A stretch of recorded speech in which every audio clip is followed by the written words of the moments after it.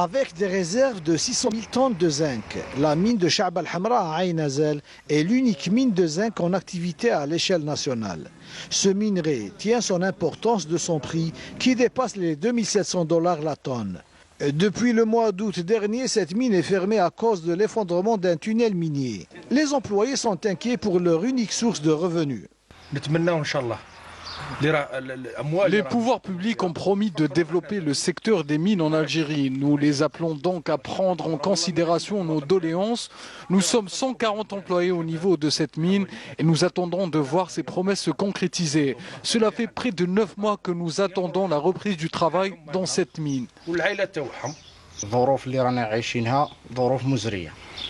Nous vivons dans des conditions déplorables. Nous avons eu plusieurs promesses, mais rien n'a été concrétisé jusqu'à aujourd'hui. On ne voit rien venir, on nous a complètement oubliés. Nous sommes dans le noir. Notre unité est notre gagne-pain, on est appelé à la préserver.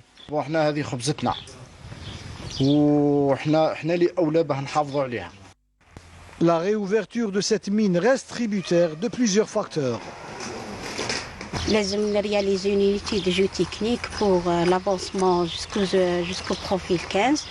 لازم هذه deuxième des choses عندنا le problème de l'aération. لازم نشريونا les ventilateurs pour améliorer le côté de l'aérage. question كما نقول حنا matériel عندنا كامل عندنا باش نديروا ليكستراكسيون مينري كاسيو خدامه عندنا الله يبارك خدامه بيان عندهم l'expérience في الدومين مينيي.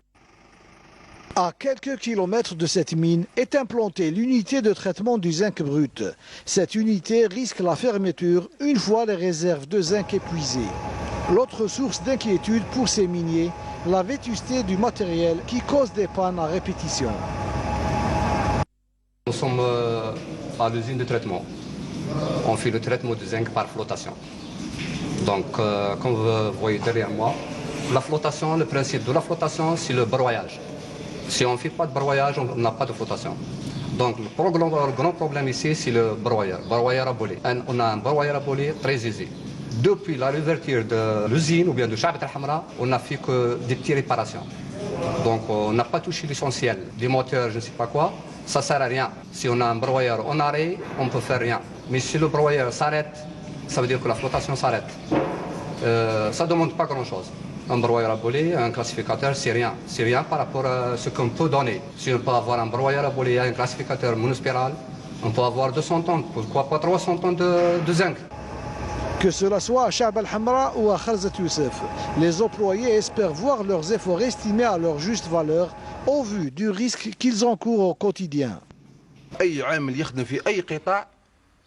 Chaque employé, quel que soit son secteur d'activité, doit être payé comme il se doit. Moi, je suis dans un secteur à haut risque et ma paie ne dépasse pas les 23 000 dinars, qui ne me donnent même pas droit au logement.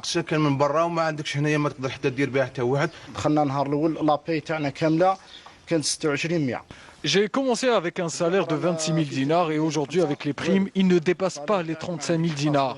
Entre l'allocation et les dépenses quotidiennes, il nous sera difficile de joindre les deux bouts. On ne demande pas la lune, nous voulons juste que le travail reprenne. Le premier responsable du secteur des mines à Sétif reste confiant. L'État a mis en place toute une stratégie de relance du secteur des mines. Notre département ministériel repose sur 4 axes essentiels. Premier axe, c'est la révision de la loi minière. Ceci pour assouplir la loi et attirer les opérateurs économiques à investir dans ce secteur. Deuxième axe, c'est la révision de la carte minière. Donc il faut actualiser cette carte minière. Le troisième axe aussi, c'est le développement des potentialités existantes. Comme vous l'avez dit, pour la carrière, le gisement de Cha'b al-Hamra de zinc, donc il faut développer cette potentialité et revoir, la mettre à niveau, comme ça pour permettre d'avoir plus d'extraction de zinc et de plomb au niveau de cette carrière. Enfin, le quatrième axe, c'est la formation, qui est très importante, c'est la formation de la ressource humaine. Avec 200 indices recensés, dont 86 exploitations déjà en activité, notamment des carrières d'agrégats, une mine de fer, 2 gisements de gypse, un gisement de sel et de zinc, Sétif est en passe de devenir un véritable pôle minier. De quoi rassurer les employés de la mine de Cha'b al-Hamra et de l'unité de traitement de Kharzat Youssef.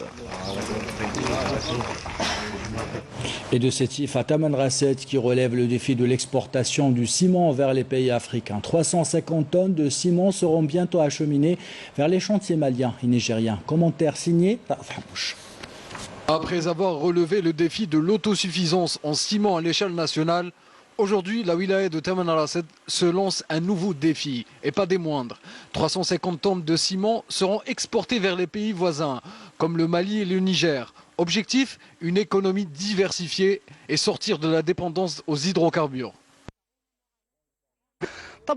Aujourd'hui, nous nous sommes fixés comme objectif d'atteindre environ 5 milliards de dollars hors hydrocarbures, et cela grâce aux exportations du ciment. La direction du commerce de la wilaya de Tamanrasset est investie pleinement pour accompagner et orienter chaque opérateur économique pour ce type d'opération. Une dynamique accompagnée par les autorités concernées, lesquelles ont mis en place toutes les facilitations nécessaires, notamment en ce qui concerne le transport et la logistique.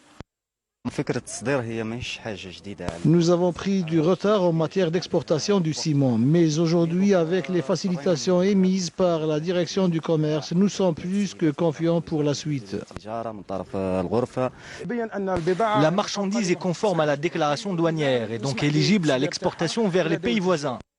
Pour rappel, la production nationale en ciment tout type confondu est actuellement excédentaire. D'importateur, l'Algérie est passée au statut d'exportateur depuis 7 ans déjà.